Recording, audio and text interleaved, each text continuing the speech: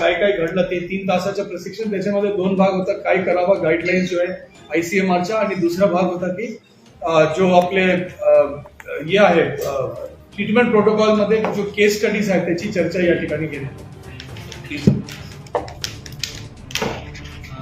माननीय जिल्हाधिकारी जळगाव जिल्हा यांच्या निर्देशानुसार आज आपण पूर्ण जळगाव जिल्ह्याचे जेवढे वैद्यकीय अधिकारी आहेत, सुप्रिटेंडेंट आहेत, नर्सिंग स्टाफ असेल किंवा मग टेक्निशियन आणि आशा वर्कर याच्यासाठी एक ट्रेनिंग सेशन ऑर्गनाईज केलेलं होतं. तर या ट्रेनिंग सेशनमध्ये राईट फ्रॉम की GBS कशामुळे होतो, कसं आपण GBS पासून टाळू शकतो, त्याची लक्षणं काय, त्याच्यामुळे होणाऱ्या शरीरामध्ये बदल काय, त्याची ट्रीटमेंट किंवा मॅनेजमेंट याबद्दल आपण पूर्ण जवळजवळ 2 तासाचा सेशन ऑर्गनाईज केलेला होता. माननीय जिल्हाधिकाऱ्यांनी सुद्धा त्यांना त्या सेशनला संबोधित केलं व सर्व लोकांना आपण त्या पद्धतीने ट्रेनिंग दिलेली आहे. त्यामध्ये प्रामुख्याने सांगायचं झालं तर हा जो GB सिंड्रोम जो आहे हा संसर्गजन्य नाही. हा मुख्यत्वे होतो तो अस्वच्छ म्हणजे पाणी आणि रॉ फूड म्हणजे कच्चं अन्न, त्यामध्ये मेनली जे नॉनव्हेज असेल ते जर कच्चं असेल तर त्याच्यापासून हा GB सिंड्रोम होऊ शकतो.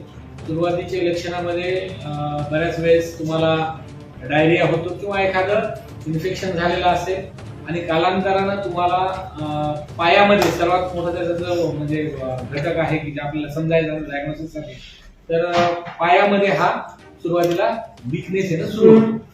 त्याला आपण असेंडिंग म्हणतो, म्हणजे खालून वर जातात.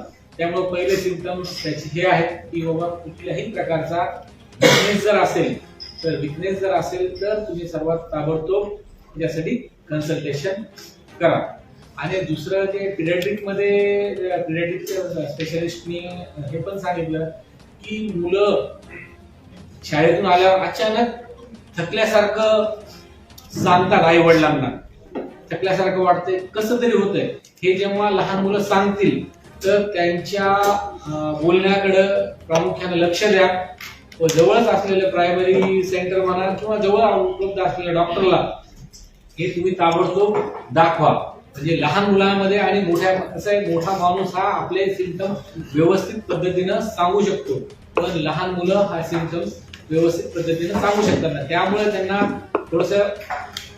थोडस विकनेस येणे किंवा हे तुम्हाला असं ते सांगतील तर त्यांच्याकडे लक्ष द्या. आजच्या ह्याच्यामध्ये न्यूरोफिजिशियन होते 2 आणि पूर्ण GMCची जे 2 न्यूरोफिजिशियन हे सुद्धा GMCचेच होते आणि जी मेडिसिनची पूर्ण टीम होती ती पण अवेलेबल होती. PSM चे डॉक्टर होते आणि पिडियाट्रिकचे डॉक्टर होते. या सर्वांनी डिटेलमध्ये ट्रेनिंग दिली.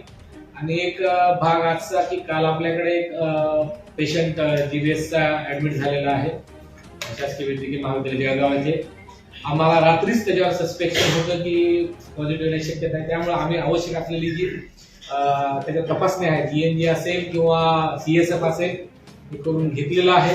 आम्ही रात्रीपासूनच त्यांना IV अँटीबॉडीज दिलेल्या आहेत आणि पेशंट आत्ताच्या घडीला स्टेबल आहे.